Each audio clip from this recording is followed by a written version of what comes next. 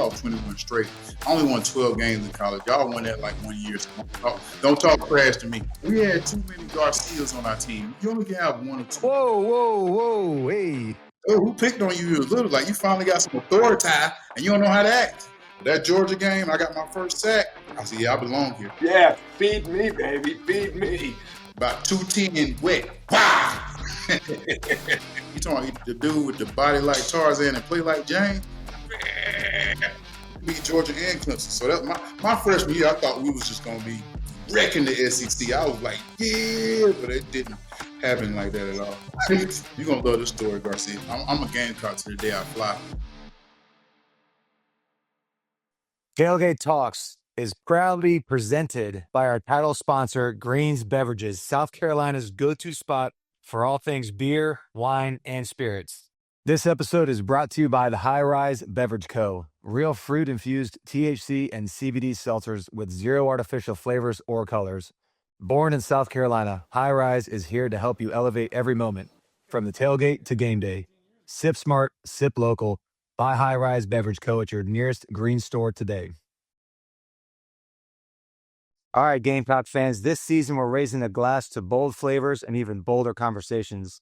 Tailgate Talks is fueled by Bullet Bourbon, the official bourbon of backyard grills, pregame huddles, and postgame victory toast. Whether you're sipping it neat or mixing up Gamecock-style old-fashioned, Bullet's smooth finish keeps the tailgate vibes rolling. So pour one, press play, and let's talk some football. Bullet Bourbon, frontier whiskey for Gamecock Nation. Morning, Tailgaters. We are here with beautiful Steven Garcia with his shirt off and just looking Drinking fantastic. water. So fit. Mm-hmm. Oh, yeah. Trimmed up, slimmed up, man. ready to rock and roll. Yep, literally about to rock. It's yeah, I'm ready to rock and roll here. But how about that ball buster, huh? Oh man. Might as well jump right into it. Yeah, well, why not? I hated it. I experienced it in the Super Bowl, obviously, when we lost. We were up 21-3 at a halftime. We scored. We were up 28-3 and ended up losing on the biggest stage there ever was. This obviously was not the Super Bowl. This was only week 10 of college football, but yeah, that was bad. 31-3 or 30-3. And you end up losing. But man, I think the most impressive part was how freaking fast we melted. It was kickoff. It was like 3 minutes into the fourth quarter, we were already losing. Yeah, that was Chernobyl-ish, an absolute meltdown. I mean, there's really no excuse for it. I mean, we can talk about it all we want. There's really no excuse. I don't understand how that could possibly happen. It's what is it? The first time in 287 games that in the SEC that someone's come back from that many points down. Yeah, that's a shitty deal. You know, I don't know how you recover from that kind of deal. You know, I'm going to go the opposite direction here. I'm going to say I'm going to be positive, Pat. Still here. Was here all first half for sure. Positive. Pat. Absolutely. Freaking pounding beers and having a good old time. End of the game, I was pounding beers for different reasons, but no doubt. I mean, it sucks because you see like there's glimpses of like being a top 25 team. Like the entire first half, granted the ball bounced our way, defense played good. Marcel Reed played like a dipshit, but like there were glimpses of playing to Lenore's strengths, run game being productive, like getting the ball out, getting him out on the perimeter. Like there were glimpses of, okay, this is the team that we thought we were going to see all year. And then the second half, you know, when you're sitting there 3rd and 2 and you get it to 4th and 1, you burn a timeout and you kind of run same old and don't convert there. That's when I was like, oh shit. Like this kind of goes sideways. Yep. I thought the same damn thing.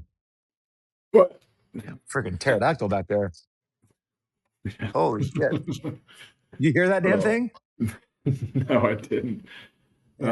Giant sandhill crane. But yeah, that was I'll tell you what, I was kind of impressed by Marcel Reed, though, not to go the other way, but I mean that second half can flip the hell out of the ball. I mean, the first half it was terrible. Like we had Night and day difference. But I mean, four both turnovers teams. in the first half. One was returned for a touchdown. How about the bullshit with the cop kind of bowing up on our two boys? Yeah, that was unbelievable. I And mean, that kind of like stole the whole show. I mean, nobody's really talking about the game. They're talking more about that. I don't yeah, know well, what I the hell mean, that guy was thinking.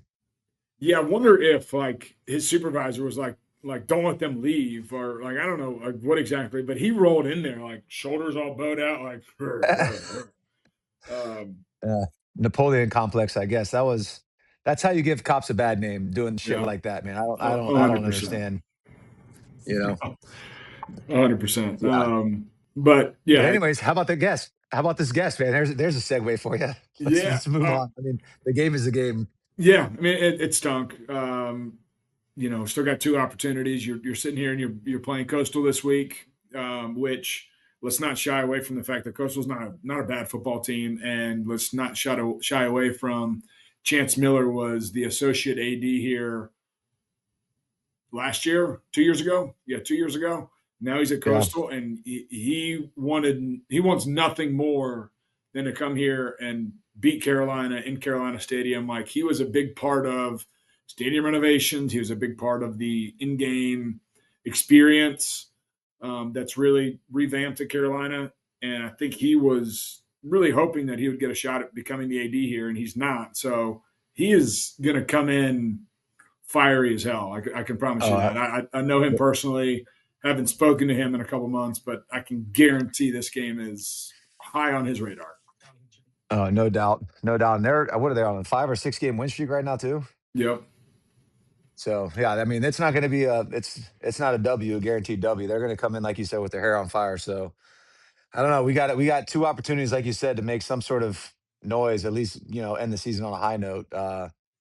Otherwise, it's going to be a tough off season, man. Yeah, you just like in today's era of college football, you really worry if you don't have kind of an upward trend and a little bit of saving grace as you finish out season. You wonder what the portal looks like. You wonder what truly happens with guys leaving, incoming guys coming in, recruits signing up, all that. And I mean, you know what you're getting with Coach Beamer. You're getting a player's coach who's all about all the right things, all the reasons why we wanted him to be the head coach here. Still the reason why he's the head coach here and why these recruits and these transfers are going to come in. Like it just thinks that one bad season, you don't want one bad season to spoil all the good that he's done.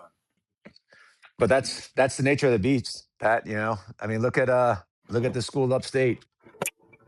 Everybody's loved Dabo for the last decade and a half. He has a shitty year this year, and everybody's ready to write him off. So, Yeah, uh, they ain't ready to write him off. Like he's won national championships and several conference championships. Like he has a lot more of a grace window. I agree. I agree. But I Um, mean, that's just the nature of the beast. It's what it's have you a done it's for me lately? And it's kind of a shitty deal. But you're 100 production percent based right. business. These guys are making a lot of money to win football games. Go win them. Yep. Yep. I mean, it's the same thing as a player, right? I mean, if you're the player and you're playing like shit, like you either get cut or we renegotiate your contract. Yep. But leading into our guest, like you tried to do a couple minutes ago, but we started rambling. John Abraham, like, I mean, is he the OG? I think he's got to be. He's Like, got to be. I mean, he played in the late '90s and didn't win many football games here, which we'll hear about on if you continue listening on his show. But um, a guy who's had a lot of highs and he's had some lows, and I think it was really cool for him to be able to speak on those and how his life is, how he's in a better place, and talk about those dark times that he's had, how he's overcome them. Talked about a lot of coaching experiences that he's had, the good, the bad, the ugly. It Yeah. was a really cool episode. Like I don't know him that well, but I'm just talking with him for that hour that we had. I felt like I've known him for forever. He was an open book. I Absolutely. think And everybody's that's really going to enjoy his episode. yeah. I mean, I think anybody that's ever been around him, for the most part, is a big fan of him. I know I've hung out with him several times, and uh, yeah. I mean, he's a wild man, Yeah, he makes which is I you look think like a church boy. yeah, which is why I think we got along so well. But yeah, man, this just the stories he was telling us. I mean, just unbelievable dude. And yeah, I'm happy for him and for what he's kind of got going on in his life right now. I mean, it's kind of a 180, and it's. I mean, the shit that he was saying, how far down the hole he was at in Mhm. his life. I mean, for him to come out and where he's at now is awesome to hear.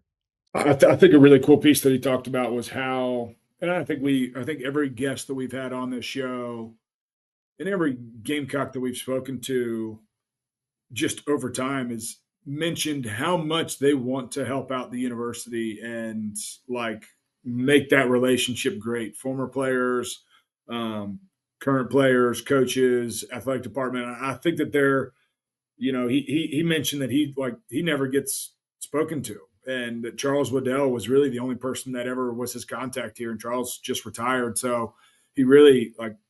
I think that's one of the reasons why we wanted to do this thing was to get people 100%. back on the map and implemented into Gamecock Nation and what they're up to and how they're doing. So um, I know I went on a little bit of a tangent there, but like this episode's awesome. Like hopefully everybody tunes in, start to finish. Like it's entertaining throughout. He is. I mean, he's one of the top defensive ends to ever play in Ever. NFL history, Yeah. and And he he said doesn't it. he doesn't get talked about in South Carolina history much because the teams weren't good. Granted, he's in the Hall of Fame, but he deserves a hell of a lot more love. So, like tailgaters, let's give this dude some love. He deserves he, every he had to bit of make it. he had to make his own damn Hall of Fame jacket. I mean, that is ridiculous. Yeah. Uh, but no, he was cool as shit. And I mean, I thought the story he was saying, like he's like, if you put me on the table with the top defensive ends in the history of the NFL, I'm at that table. Mhm. He's like being humble. I am that guy, and he's 100% right, Yeah. 1000% right. Yeah. So everybody tune in. Remember, we're on YouTube if you watch it or if you listen to it on Apple. Do what you need to do. But we appreciate you and make sure you tune into this week's episode with John Abraham. All right, we're joined here this week on Tailgate Talks with an OG, one of the best to ever wear garnet and black. Appreciate you joining us, John. Oh man, thank y'all, man. It's all good running to y'all. It's crazy because none of us y'all play together, but I didn't play with y'all, but it feels like we play together because we all everybody knows about coming out to the stadium. Everybody knows about the Russell House. Everybody knows about just everybody knows about so much stuff. When you think about Carolina, I wish that we could have more camaraderie. It's just like everybody's so spread out now. We have our little Gamecock chats here and there, but definitely would love to have the more, I guess, what do they say, kinship or whatever they call that thing? Yeah, I don't know. kinship. Yeah, it would be really cool to something do like strictly a Gamecock football reunion or something where it's not like right. this era, that era, these 4 years, and it just be like all you old football get together, come hang out, reminisce on stories. Yeah, shit. Like outside of the spring game, the little thing they have for us, the one thing they have for us. Yeah, I agree. I like how this episode started, man. I'm coming in hot. You better be old and running around. You got to work to be in this. I'm not running. No. We did that 2 years ago. Well, the game's done. They're not doing the game anymore. But we tried to get George Rogers to score a touchdown, like where the ball's on the one. And like, hey, can we hand it off to you? He's like, no, I'm not getting off this seat to get up. George don't play. George is not doing that. No, I think Pat. How many touchdowns did you have that game? Well, I was the only functional, moving individual at that point. John, I threw him. He was like diving for passes into the freaking hedges and shit. I mean, I was getting after it. I did this shit just to catch a ball from you and act like I knew what the fuck I was doing. I would have done it. There are some things in life that man, I caught a ball from Steve Cook's here, dude. Yeah, man, I did that. So some shit I wouldn't mind doing. There are a couple things. There's a couple people I'll get up out my seat. Steven forgets I was never a featured target ever in my career. So I'm like, yeah, feed me, baby, feed me. Hey, your kid's gonna think you was the best player out there. Dad, that one guy had crutches, and the other guy couldn't run. Why was he guarding you? Yeah, I don't know. So be it. Oh man. But yeah, I think we definitely need to do something like that. We'll have to make that Yeah, happen. that would. Yeah, we can. Yeah, We got enough people. We got to bullshit each other around a little bit and find the right time and right place. But I love that everybody has family and they are too busy to do stuff. I actually love that. We don't have a lot of guys that we can't reach out to. that's true. That's a good thing Right. about USC. There are a lot of guys because we see a lot of other programs. Yeah, they people you can't talk to. Yep, that's so Right. true. Well, how often do you make it back to Columbia? Do you come to many games? Kind of. I don't get asked to come like that, and I was trying to tell y'all that. Like, I don't understand it at all. Like, even what's funny, and I'm not trying to knock the program. I'm a Gamecock to the day I fly, Mhm. but like no coach, Lou Holtz didn't call me, Spurrier didn't call me, coach now he didn't call me, coach for it. Like I've never got Wow. called by a coach to come back. It always like somebody like Steve Waddell. Steve was like, "Hey, Abe, come to the game." So whenever y'all saw me at the game, it was Steve. And when he kind of his last year was this year. So for me, it's like, Yeah. hey, that might be a part of my life that I don't have as much anymore because he was the guy that always called me. Like when I left college, Mhm. Like none of the coach. I mean, me and Coach Petrie still talk, but I don't know if I was that good of a player, and it was like we don't need to help him out, or they just like F him, he out. I don't know, but like nobody liked me, I guess. It is crazy because what you brought to the university during your era, and then obviously what you did in the NFL, it brings so much value. Like your name still dropped, and Dylan Stewart and all these current guys that are still there know who the hell you are. There aren't too many people who had as many sacks in the NFL as you. Uh, Yeah, yeah. yeah, it's unfortunate, but I think I was in a time when we were losing, and I think they just want to forget about it. Like they don't talk about Zola Davis, they don't talk about Arturo Freeman, they don't talk about Boo Williams, Troy Hambrick. We had Ray Green went to the league, Troy Hambrick, Darren Hambrick, Kevin House. We had so many guys from that 0-11 team. Jamar Nesbitt, he was the 1-10 team that was right before that team. We had Anthony Wright. Like we had a lot of guys from that terrible teams. Like I lost 21 straight. I only won 12 games in college. Y'all won that like 1 year. Don't talk trash to me. No. It's something that they can hold on to see the guys that made it. Like, dude, it was like I can honestly say it was mainly the coaching. Like, and I ain't even trying to be rude. Sometimes it was the coaching. Not like Lou Holtz the next year. The next year they went to a bowl game and won beat out. Like, if you saying that ain't the coaching, come on now. I'm like, dude, like literally, because my first year we were 6-5, and I was like, man, hell yeah, I'm gonna be 7 and whatever, and then 10, going to a bowl game. Ooh, son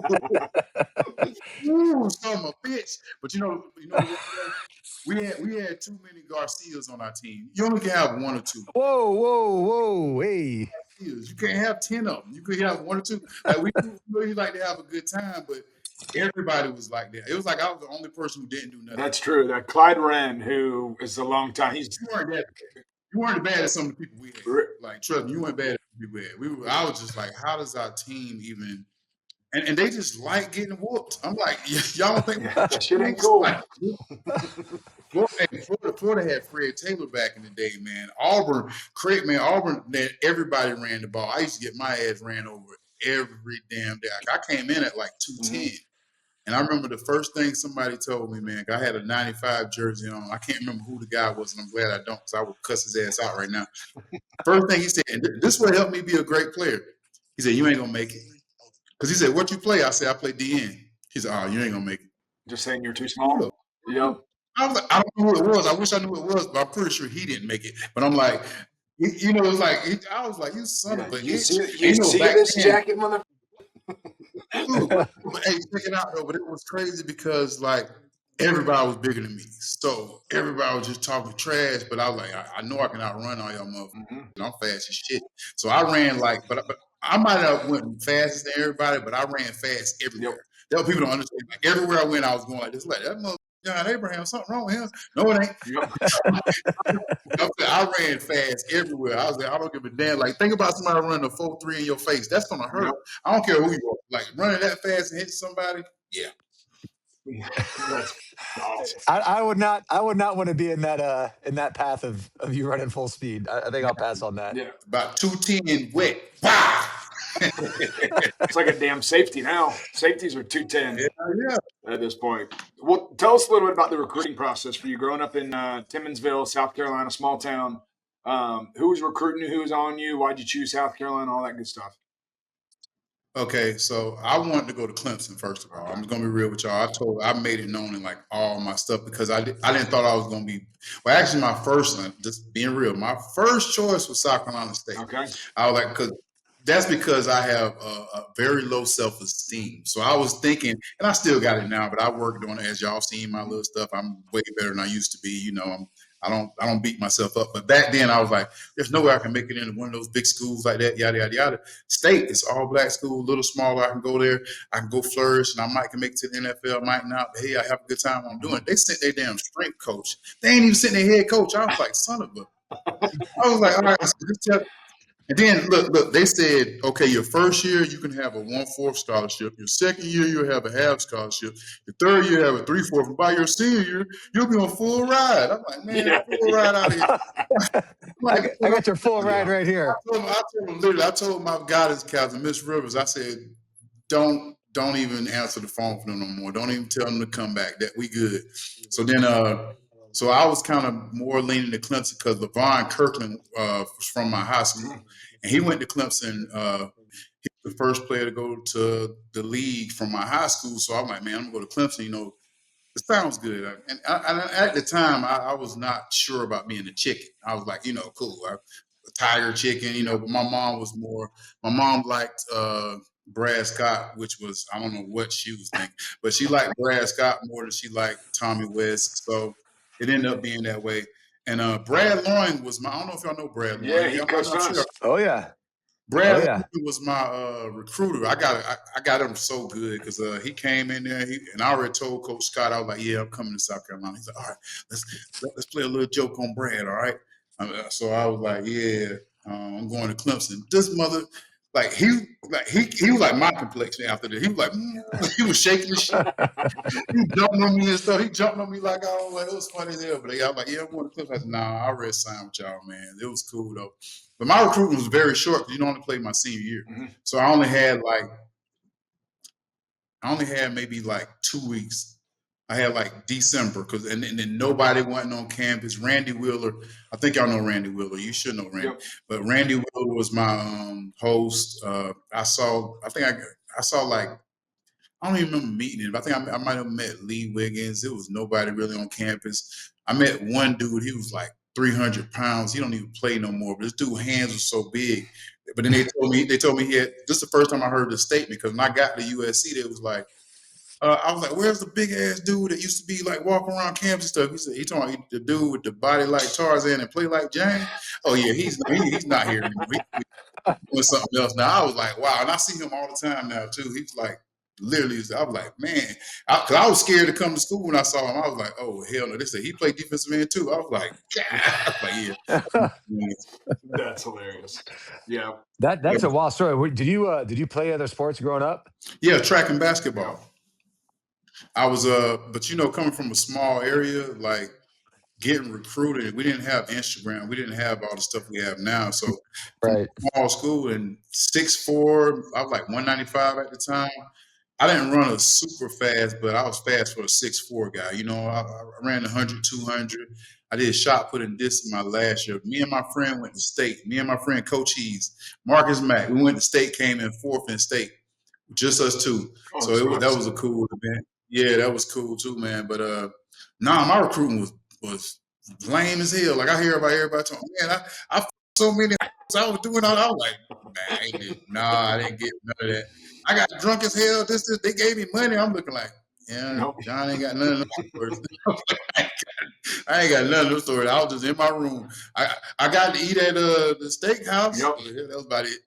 Yep, that was about it. Like everything y'all told me, lies. I mean, but that is crazy. It goes to show you how talented you were and what obviously the coaching staff thought of you. You only played 1 year of football and you got an offer from an SEC school. Like that is It's kind of unheard. I think they were only going after me because the other person was like. I think because Okay. the funny thing was my high school coach sent a tape of my quarterback Darryl Pauly, and they ended up seeing Darryl. And I guess they must have seen me come around the corner, or either because I couldn't catch a cold in the winter. I was terrible, man. I would have been nice ass receiver if I could catch, but yeah. So then they ended up seeing me, and that's how I ended up getting recruited. Hey, I'm glad they did it. That's a hell of a story, Yeah. man. Jeez. Yeah, it's the truth. Yeah, but you're 100% right, man. It's a lot different now in the age of recruiting. I mean, I'm dealing right now with my son, and it's just like it's absolutely insane. I remember when I was in high school, Pat. I'm sure you remember. I mean, it was a VHS. Our receiver coach was sending out VHS tapes, and you tell these kids now, they're like, "What is a VHS?" Yeah, Like man.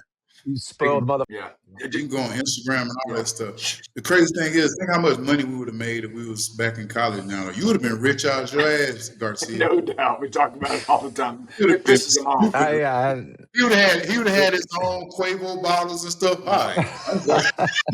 you would have had like so much. You would have had golf. You would have had everything going on, man. I'll tell you, like these kids don't even understand how good they got it, and for a situation that you can prosper if you do it right, you can prosper for the rest of your life on it. Like no I don't doubt. understand, like, but I'm glad I didn't get paid in college because y'all would have never heard of me. Yeah. You'd have gave me $200,000. I've been back in Townsville, South Carolina. I thought I was the richest man in the world. Like I'm rich. Yeah, I mean, shit. We joke around about it all the time, but when we were there, we got like $43 a weekend was our weekend money. I never spent that $43. I didn't have to. Like we'd go to the bars and everyone would give us free stuff. Like you go to a restaurant and people would comp your food and all this and all that. I'm like, I thought I was rich for $40. I got Pell Grant. It was like $1,500. I gave $750 to my mom, and my first year I gave $500 to my sister to get school books so she can go to college. So I ride around $250 for a whole semester. Yeah. I was in that mud. But that's why I didn't go. People don't understand. John, you don't go out, you don't drink. Hell no, I ain't got no money. I'm like, I got free room and board. I'm like, y'all don't understand. I ain't got no car. I ain't got nothing. I ain't leaving this I ain't leaving this room for what? I was in there. See, that's when we had the roost. So the roost, they had the girls upstairs. So I guess I was roost pimping. I was just, hey, how y'all doing, girls? How y'all doing? Everybody else is going out and about. If I don't see you in class or in the roost, you ain't. I don't know who you are. This is the funniest thing, right? So the first month, I guess I can say this, hell, I can pretty much be free, right? So I got the Dusty Dick Award, right? Because when I first got to school, I wasn't that. So it's like, hey, for the first month, like I had this little girl come stay at my house 5 times, and I was a country boy, so I was trying to find me a wife when I came to school, man. And it was like, you ain't hit that yet? I was like, nah. So you ain't did nothing in the whole month you was here? I was like, no. So you got the Dusty Dick Award. Hey, everybody. Mother. Oh my God. I was out there trying to be a good guy, man. I was like, I thought I was gonna get married. You know, everybody think they're gonna find the first girl you meet in college. I've been watching too many damn movies or something. The first girl I meet, she ended up messing with one of my other teammates. I went for my first damn game. First game, I dressed up. You know, we had to stay in the hotel, come back. He's like, yeah, man, guess what I hit last night? I'm like, stop. You're breaking my heart. Just rip my soul out from underneath me. Dude, that is college killed me. That is unbelievable. That is the truth. College killed me. I was so mad. College just made me into the man I am today. Oh my God, the Dusty Dick Award. I got the Dusty Dick Award. That's unbelievable. I'm not mad about it now, though. It's funny now. It's a hell of a story, and it's the truth. That is so funny. I made it the last 3 years, though. Last 3 years, I made up for it. Oh my God. God, this is a great episode, man. This is fantastic. This is the kind of shit I like right here. This is not the best out there. Well, sitting there, like, did you have a welcome to the SEC, welcome to South Carolina moment where, you know, was it fall camp? Okay. My first day. You don't understand, man. Okay. I came from Lamar, South Carolina. Mm-hmm. We didn't take showers after games. I only had 22 people on my football team. Mm-hmm. So, and you gotta understand, I graduated with 43 people. Holy smokes! When I got on the, you can understand, when I got on the bus of just the freshmen, I thought that was our whole team. And then like the first day, and I got Boo Williams from Waycross, Georgia. I got Darren and Troy Hambrick from LaCoochee, Florida. Yep. I got all these people, like, you got Jacob Bush from Florida. I'm looking like I don't know none of these guys, and everybody got there. And these guys were characters. And you gotta understand, like, my high school was so small, we didn't have these kind of characters. Gold teeth over here. Mm-hmm. We got people flashing each other over here because they just weird as hell. We got, and then like it's just weird. It was weird. I'm like, and I'm just like quiet as hell because I don't know anybody, and I'm like, you know, like nobody, like, you know, we got Jamel Kelly from Union. We got Donovan Norman. We had like just any, and most of the guys from Florida, you know, Florida guys are different. Yep. You know, they wear the flashy clothes, gold teeth, and all this stuff. And I ain't really seen it all in person. And we had like one cat from New York, but it was just like a whole mixture. And for me, they used to always pick at me to go where I talk because I'm from the country, so we say Bo. Mm-hmm. What up, Bo? Man, check, my name ain't no damn Bo. Why you keep calling me Bo? I'm like, Bo, what you talking about? So, you know, I had to start saying yo instead of Bo when I first got to school. Well, I don't know your name. I don't care to know your name, so I'm gonna call you Bo. No, but that's how we used to talk. We're like, Bo, what's happening, Bo? You know, that's all we used to say. So that was my the first day was probably like I was like, I don't even know if I'm gonna make it. When I came in there, like and the offensive linemen were so big. These guys, Matt Marshall was like 245 straight out of high school. Matt looked like he was on every steroid possible. I was like, damn, y'all know Matt. I was like, Matt was just like, yeah. They're like, this is the freshman defensive end. This is how we want you to look. I'm like, yeah, that ain't gonna happen. But he won't be able to touch me because I'm so damn fast, though. Oh no! I thought Matt was gonna. They had Matt starting, and Matt was this, and and I was just kind of like way down here. And then my freshman year, I just end up. I was just scared, man. Everything I did, but I was just scared. I was scared to go back to Lamar. I was like, I'm just gonna run.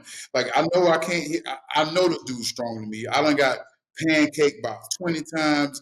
My first day, I'm on my ass over there. You know, everybody picking at me and stuff. I said, when I get in this game.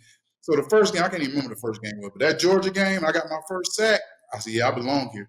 Because I was like, Georgia, and even if you don't know football, you know Georgia's a good damn school. Mm-hmm. Like, just looking at if you never played football and you play against Georgia, you can be like, this is a big game. I think, right.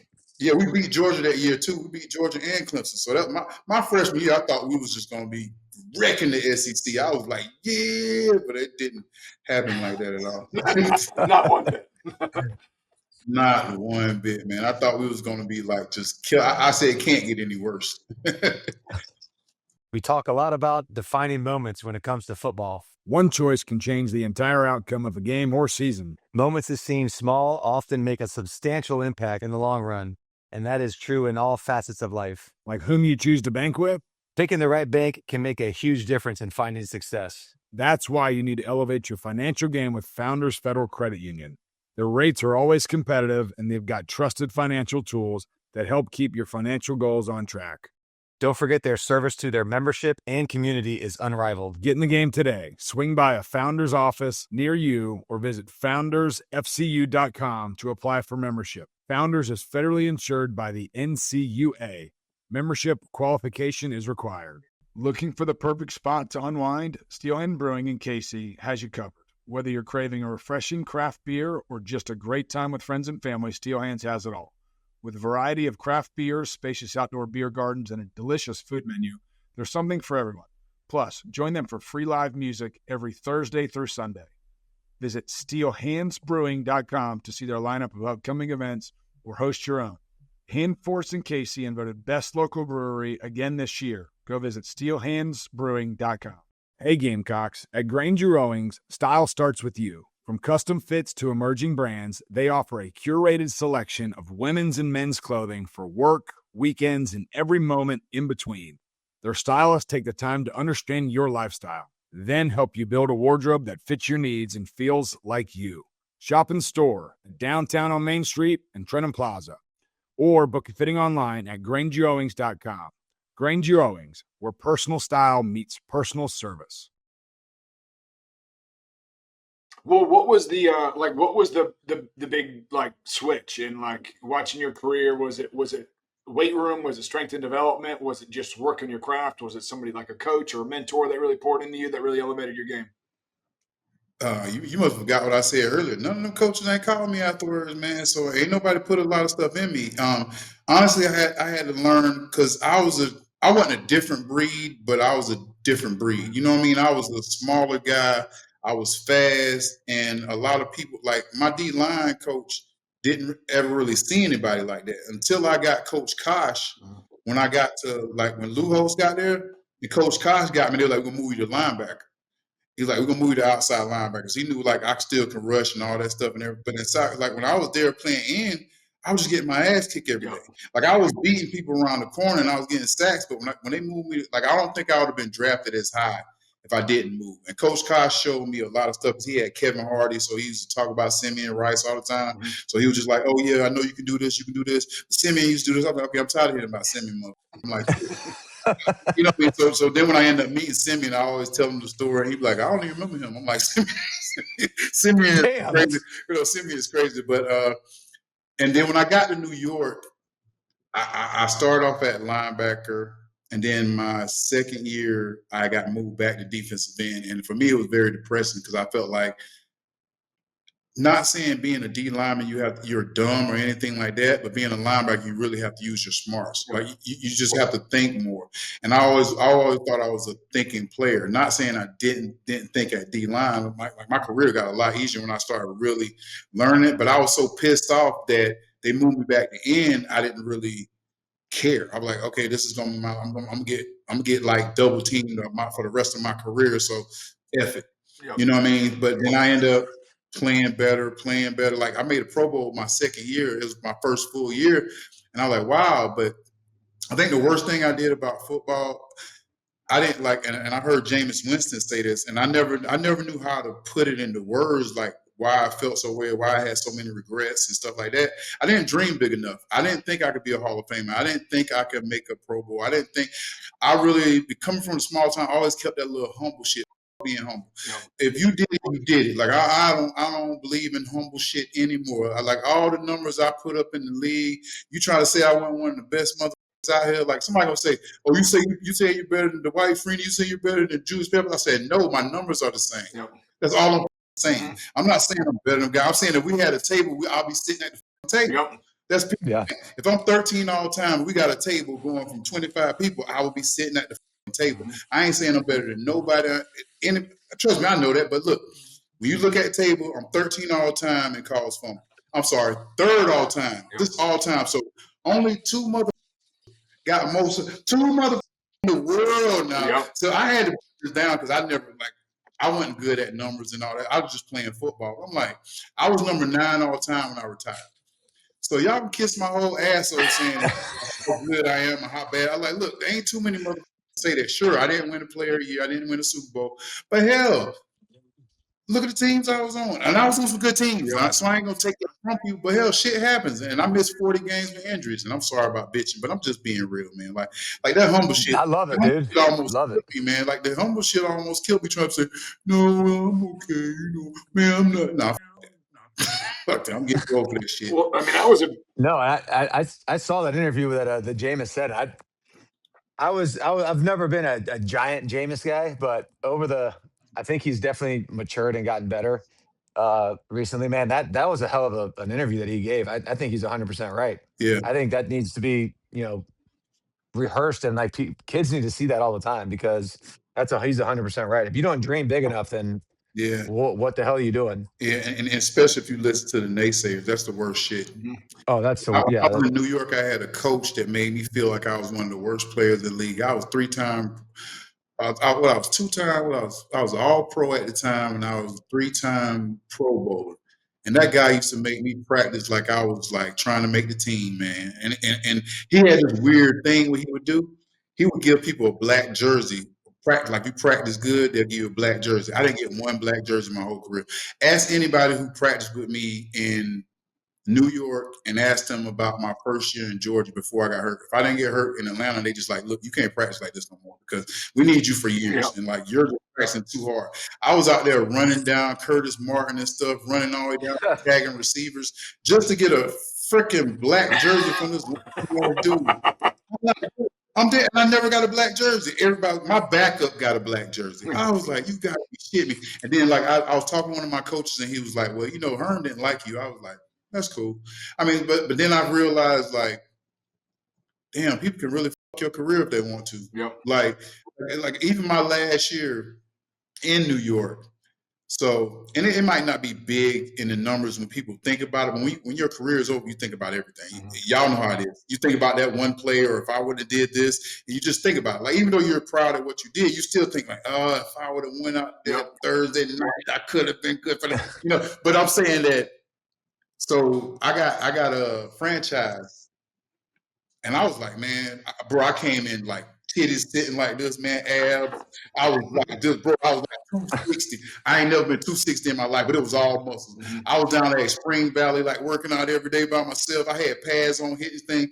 Came in just jacked, right? Walked in that board like this. I mean, was killing them at practice because you don't got to come in but a week before the season starts. So I'm fresh as hell, man. I'm fresh. I ain't had to do none of the training stuff with them. So this jackass. And I'm sorry for calling him that, but this is a dick move. I guess we call it a dick move. Yep. He sat me for one play in the first game and then put me in the second play so I wouldn't get to start. Is that a dick move? Yeah, just in spite, like for no reason besides just to piss you off. Is that a dick move though? 100%. Absolutely. Dick move. Like, I didn't do anything wrong. On the terms of a franchise player, you don't have to come back until a week before the season starts. I did everything right. I came in incredible shape.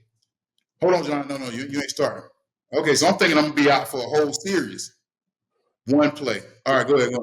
What year was that? 2005. Okay. You can look it up. 15 starts. I'm looking at it right now. 15 starts in 16 games. There's that one play. Thank you. That's so. Hey, you looking like how you got 15 starts in 16 games? One play.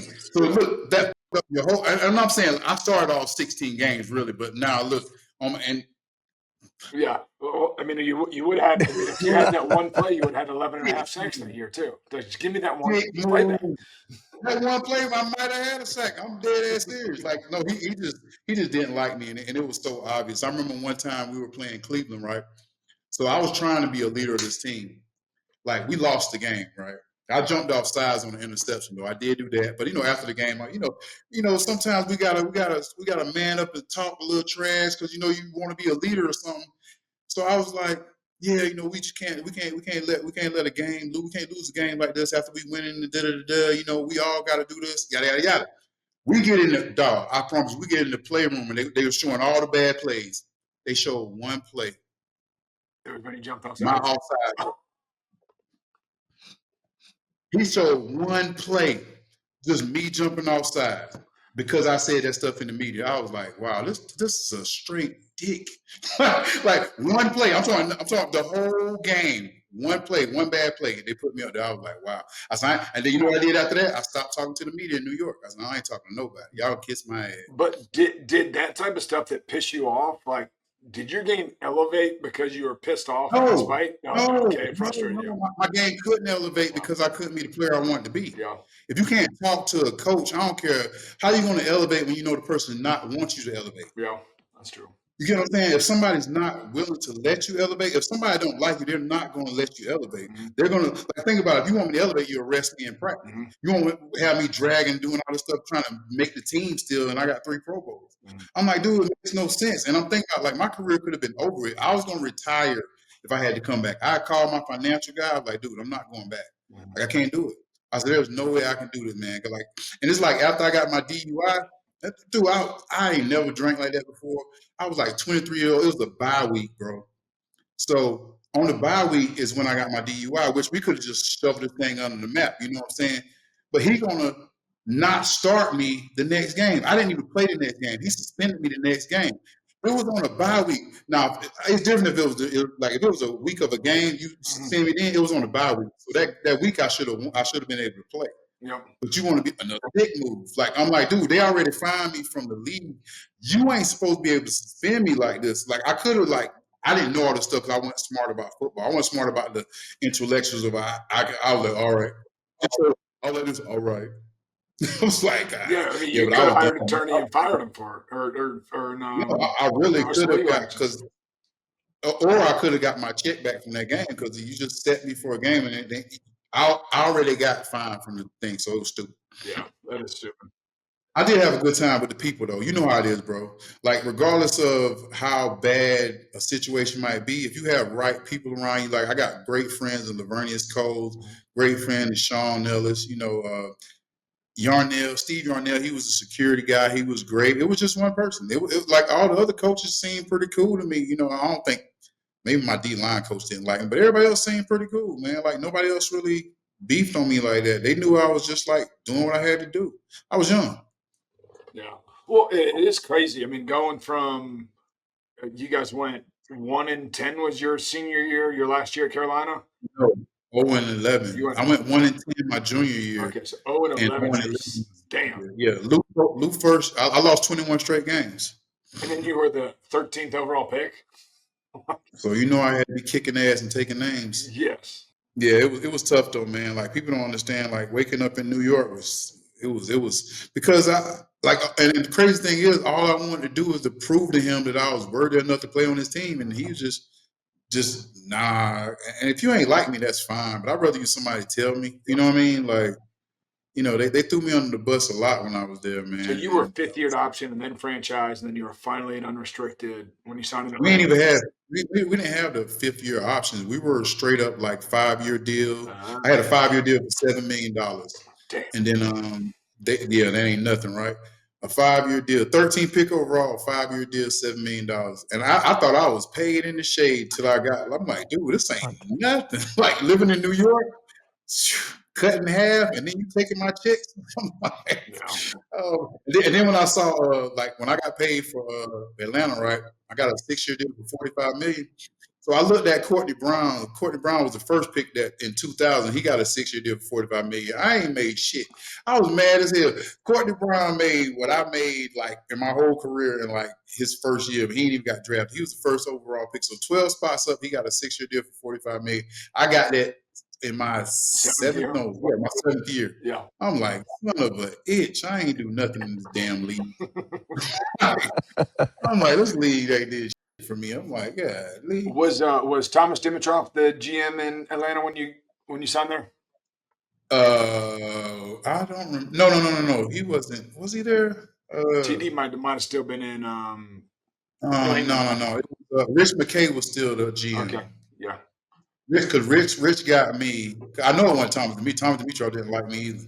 So I was like, nobody didn't like me. Thomas Dimitroff cut my ass so quick, man. Bro, hey man, when I said after 2011, right? Because my contract was over with and everything, I begged them to come back. I begged them. I'm like, man, because I could have went to Tennessee, I could have went to other teams. I was like, no, I want to be in Atlanta. I signed a 3-year deal over some BS, right? 1 year they cut me. I was like, God. I said, y'all could have. I had 10 sacks and 6 called fumbles and got cut. So I know it was just personal. It ain't had nothing to do. But you ain't gonna let that go unless you just don't like somebody. Well, I know that Thomas Dimitroff was like, he hated age. Because when I went through my free agent, I was Pro Bowl 15, Pro Bowl 16, and I was and I wanted a 3-year deal, and I would have been 31, 32 my last 2 years of the contract. He's like, we don't pay people over 30 years old unless they're kickers or quarterbacks. I'm like, what? I'm playing my best football right now. Like, what are you doing? Wow. Stuck to his guns. He did some good things while he was here, but he just rubbed people the wrong way. Yeah. You know what I mean? Like, and I understand it's a business. We don't know what people had to grow up with. He probably got picked on when he was little. I think a lot of them cats. No, but think about it. You don't think that though? No, like, yeah, you're right. You just extra dicky. Yeah. Like, oh, who picked on you? You was little. Like, you finally got some authority, and you don't know how to act. Yeah. Like, I didn't do shit to you. Why you taking it out on me? Like, you can fire me and be nice about it. You don't got to be a dick. Like, they got that dusty dick, man. Yeah, man, they shit dusty. Man. That's why they got married so young. Oh shit. Tailgate Talks is powered by Lanier & Burroughs, South Carolina's premier accident attorneys. If you've been in a truck wreck, car crash, slip and fall, or suffered injury on the job, these guys have the experience to fight for the compensation you deserve. Founding partner Louis Lanier has been battling for South Carolina since 1974, and Shane Burrows brings over 15 years of top-rated trial experience. Best part? They're Gamecocks, and they offer a free initial consultation and will come to you. Give them a call at 803-268-9800 or visit landblawfirm.com. Lanier and Burrows, fierce advocates, local roots, proven results. Home Team Barbecue is fired up to take care of your tailgate and watch party needs this season. Home Team is known for its smoked meats, creative daily specials, and twists on Southern classic. Smoked wings, ribs, pulled pork sliders, barbecue nachos, or classic sides like mac and cheese and collard greens are the perfect feast to fuel your game day. Round up your friends and give Home Team Catering a shout at catering@hometeambarbecue.com or head to 5 Points for a frozen game changer cocktail and barbecue snacks to celebrate the next Gamecocks big win. Visit hometeambarbecue.com to check out the menu. Tailgate Talks is brought to you by JCQ Farms, a proud South Carolina family farm rooted in tradition and built on quality. Whether it's their premium beef, farm fresh produce, or their signature smoked meats, JCQ Farms brings the taste of the South straight to your table. Perfect for your next tailgate, backyard barbecue, or family dinner. Remember, always support your American farms because they are drying out each day. Support local, eat better, and stock up for the season. JCQ Farms, where quality meets Carolina pride. Gamecock Nation, it's time to elevate your outdoor space. Palm Casual Outdoor Furniture, Gamecock owned and operated, has you covered with locations all across South Carolina. Whether you're poolside, tailgating, or watching the Gamecocks dominate in your backyard, Palm Casual has the perfect setup for you. Visit them online at palmcasual.com and gear up for a fall filled with Gamecock victories. Cheers to a winning season from the DeMarco back porch, proudly furnished by Palm Casual. Well, when you were in Atlanta, where did you live and kind of what was the setup? Flowery Branch. Okay. I live right off Lake Lanier. Mhm. I got a good story about that also. But right now, I'm right in Atlantic Station right now. Okay, I'm in yeah. my condo right now in Atlantic Station. But I stayed maybe kind of now. When you go through life, you always like, well, maybe I should have did this, should have did that. But I stayed because when I was living in New York, it took me like an hour to get to work because I stayed in Dix Hills and we were in Long Island at the time. And if you want like a good house for your money, you'll stay farther out. So I ended up staying away, and I was like, look, I ain't never driving that long to get to work ever again in life. So I got me a place right on Lake Lanier, and my house was 5 minutes away, and my condo is downtown. But my house got this is what really fucked me up. You're gonna love this story, Garcia. I'm sorry, I just like calling you that. So, but you're gonna love this though. So after I got cut, now this is my year though. So this is my year. I'm gonna knock out 2012. 2012 was probably the worst year of my life, like literally. So I signed a bullshit deal to come back to Atlanta.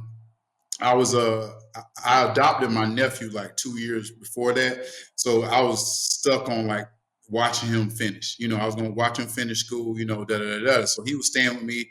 I was getting him back right. He was playing football, et cetera, et cetera. So then we went through the season. I didn't play that much because Mike Nolan didn't really like the way I play or something, which I didn't understand. I still had 10 sacks that year, but like they were literally trying to push the Croy Bierman. They was pushing Croy Bierman like he's the best. Yeah. Croy's gonna be this. Croy had his own coach and everything, man. It was weird because everybody being one room, Croy had his own coach. So they was pushing Croy. They was pushing Croy to be great. So I was like, okay, cool. I'm trying to get a Super Bowl. We was kicking ass, bro. We was like kicking ass, taking names. So I was like, I don't give a shit what y'all do with me. As long as I get this ring, if I get this ring, I might be in the Hall of Fame. So let's do this. Yeah. So I was going, got my 10 sacks. See, Tampa Bay game, bro. We already 14-1 or 14 or 13-2, whatever our record was. We already won the NFC style. Mm-hmm. No reason for me to be playing, right? All the way into the fourth quarter, I get a high ankle sprain right before the playoffs. So high ankle sprain, 6 weeks, something like that. So I don't really play at all in the playoffs at all. So we end up losing to San Francisco. So I went from being like, yay, we're going to the Super Bowl, to boo, we ain't going to the Super Bowl. Then maybe a week or two later, I get cut. So then I have no job. And I'm mad as bro, I was drinking like every damn day. I went from like 250 to 220, like literally, like I was like just abbed up, man. I was just drinking every day. I was like, fuck it, man. Like I ain't gonna go to the Super Bowl. I can't stand. Then I got cut, so I was just like, I thought the world. And then my nephew was still at my house now. I'm downtown, but he's still out. He's 17, 18 at the time. You know, I come home, check on every time, but I was just down here, like, just doing my thing. So I went to New England. I thought New England was going to – I really wanted to play for New England, man. I was like, dude, I know I'm going to get a ring now, but they didn't want me. They ended up taking Adrian Wilson, so I was like, oh, that's cool. So I went to Arizona. Arizona's like, just bring a bag. They just bring a bag. You're signing with me. I'm like, cool. So I'm sitting in my first meeting, right? I get this text from a white kid on Twitter. No, it's not Twitter. What it was then? Twitter. It was Twitter. It's X now. Yeah. So on Twitter, a white guy said a white kid now, because he went to a little white school up there in Florida, but it was a white kid. He was like, I hope Mr. Abraham isn't mad, but his elliptical machine is now his indoor pool. And I was like, what? Like, so my nephew had a Project X party at my house. And they destroyed it. No, they destroyed. This is my, like, I don't know if you have a dream house, bro, but I had a dream house. This is my dream house. Like everything I wanted in the house, this house. They totally wrecked the. So, and this is me in Arizona. This is my 2012 year now. This is me in Arizona going to 2013. This is my area. So I'm looking like I'm in Arizona like this, like sitting in the meeting, and I'm like, I can't leave though, because if I go back, I'm gonna kill all them kids, and I might. They stole my high school jersey. Every jersey I ever had. They stole my Tony Gonzalez jersey, Julio Jones jersey. Cause you know I stole all them jerseys. Curtis Martin jerseys, like every kind of thing, like all my balls, like all you see them, like all the balls, everything. They stole everything, like literally everything. When I can't replicate that stuff. They sent me pictures of my house. Everything was bald. Like it was nothing in there. Like the pool was up. Like like the front thing was. Everything was messed up. So I had to play the rest of the year, and I couldn't even come home, because if I would have came home, I probably would have killed me. Like I was just that bad. Like I couldn't, because this was my dream house. Like people don't understand. Like when you get your dream home, like I don't give it. And I really feel like if like this is just like contemplating. If I would have still had my house, I wouldn't have been downtown so much. So I was downtown so much because I couldn't go home when I was done in Arizona. I'll come home and I'll be right downtown. And I tell people now, if you're a Falcons player, stay from downtown. Yeah. If you want to make direct access to everything, yes. Yeah. Everything is right here, walking distance if you want to. So, and I was downtown, so it was easy for me to go here, and I was just spending money like it was nothing. And then I knew at that time that mentally I wasn't right. Like I knew the concussions were catching up, but I was like, you know what? I'm good. I can drink it out. Once you start thinking that the drinking is helping and you don't even pay, when I drink, I can go to sleep. Yep. Like if I drink enough, I can fall asleep. And I didn't drink at home. I was just a social drinker. Like I didn't drink at home at all, but I had to drink just to go to sleep. Like, yeah, we good. I'm going to sleep. If not, I'm up for 2, 3, 4 days. And then I end up going to Arizona and getting my last concussion. And it probably saved my life, because you know how stupid we are. We'll play through anything. If it's just a concussion, we was taught different than they are now. Like if it's just a concussion, if we can get up before they say you in trouble, we good. Like I'm fine. I got a stinger. I'm good. That was my cop out all the time. Yeah. So and then probably till 2014 to 2021, 22, I was like, and I was like in a haze. It's kind of like if you see how our screens look, that's how my eyes were. Like every day it was like everything was. And then one day I woke up and everything was gone. And I don't know. And I was just like, what the hell? And it's like, I'm dead serious. Like everything was gone, because like I used to wake up and everything was just blurry. Like every day everything would be blurry. I don't care if I was drinking, not drinking. Everything was blurry, man. And then like one day, like I just woke up and it was gone. And I think my brain probably healed by then, or something happened. But I know a lot of guys going through stuff, but you really got to work on it like you work on football. Yeah. Like you got to rehab your brain just like you rehab everything. And I think we just can't see it. Like I still have nightmares. I still have my suicidal thoughts at times, but working with all kind of stuff, man. Like just doing like like doing the piano, doing my sign language, even talking to y'all, like stuff like this helps regenerate my brain because like talking about stories, because I don't remember a lot of stuff. So when I start putting stuff together, and if y'all throw something in it, I'm like, hell yeah, let's work it out. These are great memories. Let's keep going here. Yeah. Like a lot of stuff like that to help it out. And like, especially seeing the guys that are like recently, it's been a couple of guys, and it hurts because, we don't know when to talk to each other. Mm-hmm. Like, because, we I don't know, like you could be going through it. We don't know when to talk to each other because we're like, we're so damn cool. Yeah, we like, try to be macho, man. Nothing wrong with me. I'm good. Right. Man. I made a bunch of money. I I played in mean, the NFL. sometimes you don't even feel like talking about it. Like we can have some bullshit, but like my homeboy probably going through some worse shit than I'm going through. So like you don't even want to talk about it. So it's I wouldn't say it's unfair, but it's a part of being a man. You know what I mean? Like, and we have like different characteristics, especially the older guys like us. Like we had to go through some shit. Mm-hmm. Like it wasn't like just we used to get hit. We used to get called the P word, the F word, everything. I got called all kind of. I wanted to fight a coach before somebody called me the F word. I was like, "What you call me?" He just dog cursed me like I did. I was like, man, because okay, my high school coach was a Christian, so he ain't never cursed and all that stuff. And my other coach, my basketball coach, he ain't never cursed and everything. He say shoot fire. That's the worst thing he used to say. I'm real. That's the worst thing Don Poole used to say. So when I got to college, and I think it was Steve Burnham, that mug cursed me out so bad. I was like, I'm about to whoop this mother.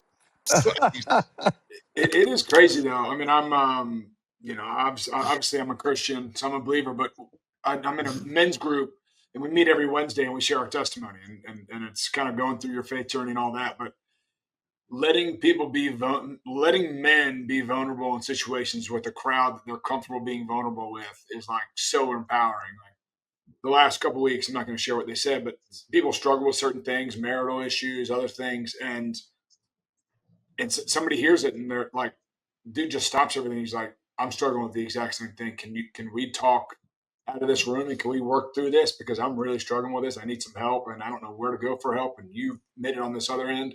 So I think it's a huge testimony to you and the power of you sharing your story and you being vulnerable and you being open about it. It's like, I remember when we met for the first time in Atlanta, when I was you did a, not an experience. You did an appearance. You did an appearance and I was doing an appearance. And we were sitting there at the game and we were talking and I'm like, I know you from somewhere. And you're like, I know you from somewhere too. We didn't play together, but we kind of bypassed each other with the Falcons.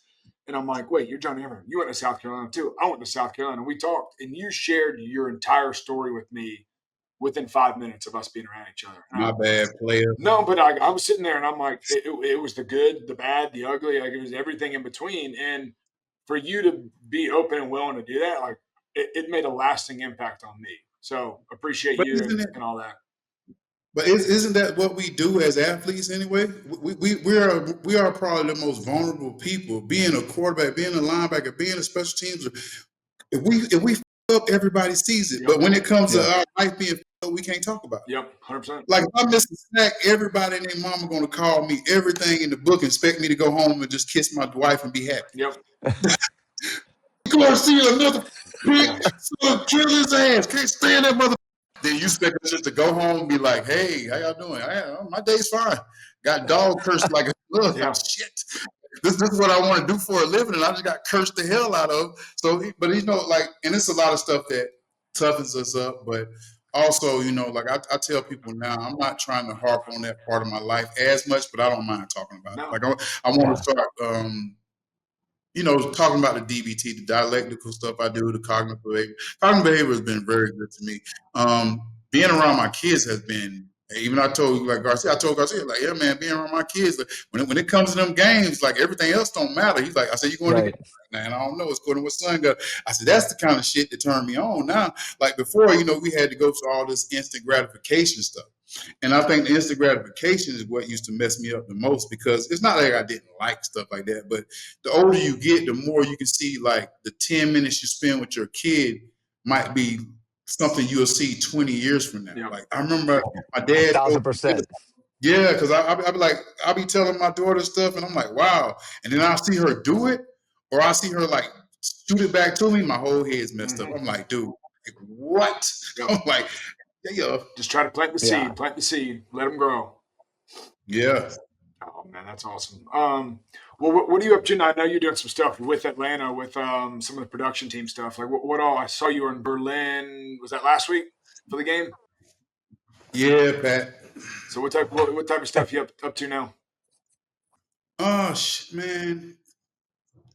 Okay, it's like a lot, but it's not. You know what I'm saying? Like I'm doing pretty much everything I want to do in life. Everything I thought that I was so busy trying to be a man. You know, I thought certain things weren't manly, like juggling or sign language or finishing school. All the stuff that, doing this, like being on a podcast with y'all, getting to experiment or not even experiment. I'm sorry, getting to experience like other athletes that I've played or heard about or be around and just getting, like I said, this kinship, just sitting down and getting to talk. This is the most thing I'm doing, like going to, like going over there to Berlin would have been something I wouldn't have did before. Yep. Like the old John wouldn't have did it because the people that are around me were like, that's not cool. You going out there to hang with these people, that's not cool. Or this is not cool. I'm to the point in my life that I don't care if I'm cool or not. And I think that's the coolest thing about life now. Like I don't care, like what I eat don't, like what you eat don't make me shit. You know what I'm saying? So it's like one of those statements that you heard before. Now I understand what they're saying. Like it might not be cool to somebody that John's doing this. Shit, some people might think this jacket is corny. I got it made for me. I don't give a shitty shit. There's peace in that. So much peace in that. So it's like it's to the point now that because like when I started doing piano, which it's going to be tough for me. I know piano is going to be tough because but you know what? I'm glad that I just know C, D, E, F, G now. That's good for me. Yep. Like, cause that's a lot of people don't even know that shit. I know that now. I'm like, wow. You know what I mean? So I start playing. I just don't, I don't get too much anxiety for trying things. Like if I fail, I fail. I think I told, I was like, man, I told Savelle, I was like, how many plays did you up on? Like how many times you didn't win? Like, and we would always come back to the game. We'll always come back next play. You'll do something, come out. I said, that's how life got to be. Like, if I drop this bottle of water, oh well, like pick it up, start back over. If this show was the worst show ever, if somebody called me and said, John, don't ever do it again. All right. Yeah. I mean, it's to a certain point. Is it like I think people say, did you die? Like, Right. Like they were like, it ain't that serious. Like we can sit here and mope around and talk about how I should have done this and should have done that, but I'm just too old for it now. And all the stuff people tell you younger, like it makes so much sense now. Being a grown man, you know what I mean? And unfortunately, it does. I mean, I hear myself when I'm training these kids. I hear myself say shit that Spurrier told me, and it drives me absolutely crazy. And like I'll tell my kids stuff that my dad would tell me, and I'm like, God, man, I am literally growing into shit that used to drive me crazy. But Yeah, like you said, man, you get older, you start kind of understanding why they were telling you what they were saying. So it's a different type of fun, man. It's a different type of fun. oh, no doubt. Yeah, life kind of like slows down, but still goes crazy, crazy fast. Like the more you can sit back and reminisce on all the things that you've experienced and watch your kids flourish and have fun and like go through the childhood and make all the same mistakes that you did, but you're not jumping on them anymore. Like there's a lot of peace in that too. Yeah, shit, yeah.